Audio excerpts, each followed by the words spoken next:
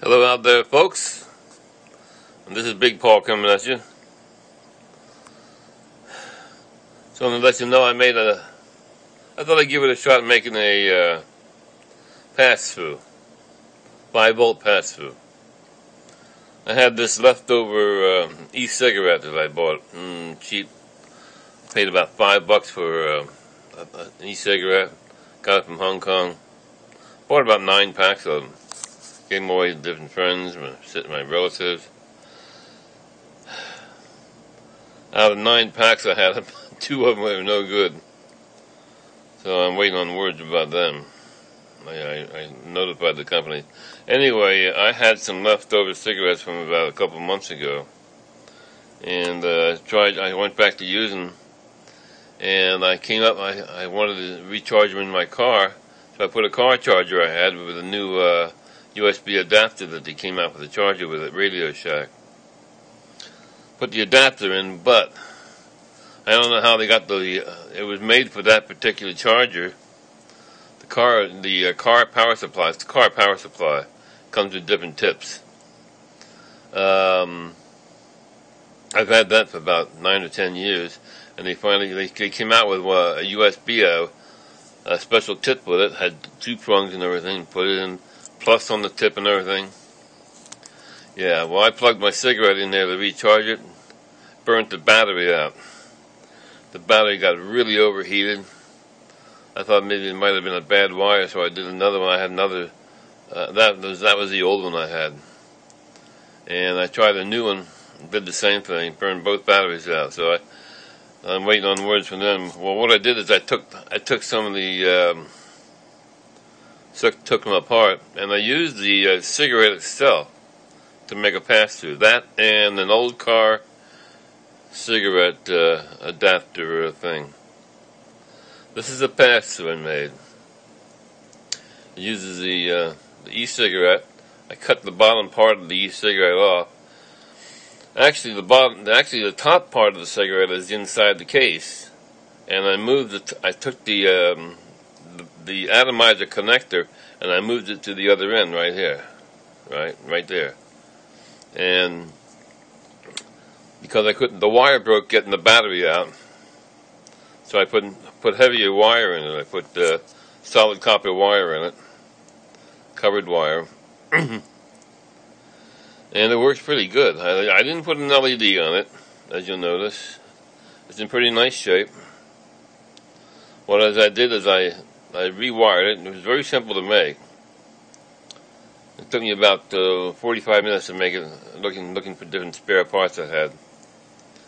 And I put the thing in here, and I wired it into the switch, and wired the negative all the way down into the one wire here, and then the other wire was on the other side of the switch, and then wired it up to going into the atomizer.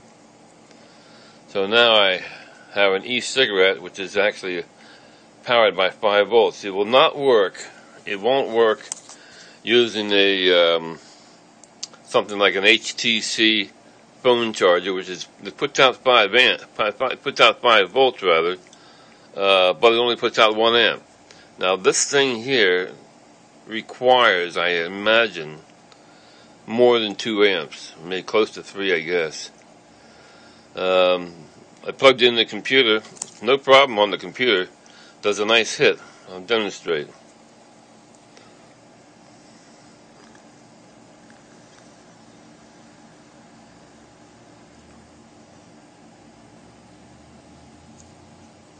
That was a small one. I have my own juice on this. This is my own. I refilled some old cartridges, and I capped them. I have special rubber caps that I fill on the inside here, and I made them out of ballpoint pen tops. They work pretty good. Anyway, it's a nice hit.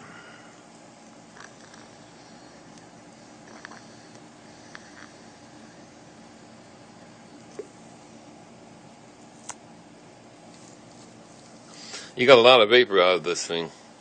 I'm using, I made my own juice. I used wintergreen. I like wintergreen. I love it. I used wintergreen, a little hint of brandy, and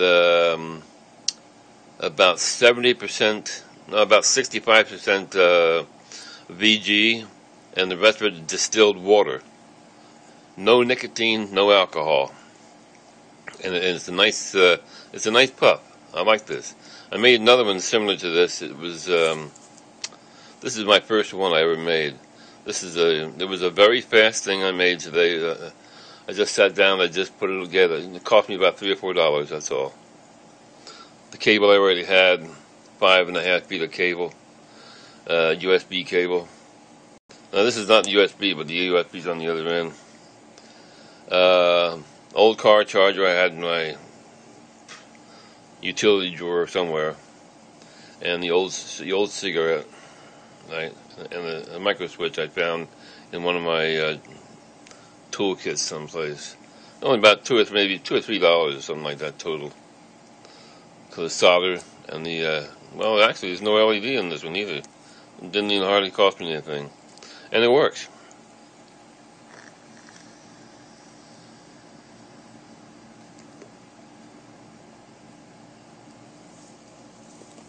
A lot of vapor. So there you have it, folks. If you want to make a nice pass-through, try one like this. It's nice. The next one I want to make. I have a car charger similar to this, maybe about a half inch longer, and with a top that I sort of like curved out, and I have a red flashing LED on it. I'm waiting to get a resistor. You have to have a resistor in line if you're just going to have a pass-through. You got to have a resistor in line with the LED. Otherwise, as soon as you turn the 5 volts on and it hits the LED, it's going to blow the LED out. You got to have one. You have to have a, I think for a 5 volt red light LED going at 20 milliamps. You're going to have at least 1 ohm 1/8 watt resistor in line with the going into the plus side, and it works. It's pretty. So anyway, that's my next project. Probably doing it in about a week. I'll wind up giving this one to my sister.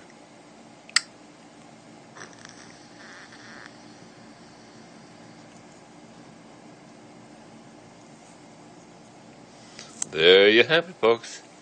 5 volt pass-through made from a car charger. Works.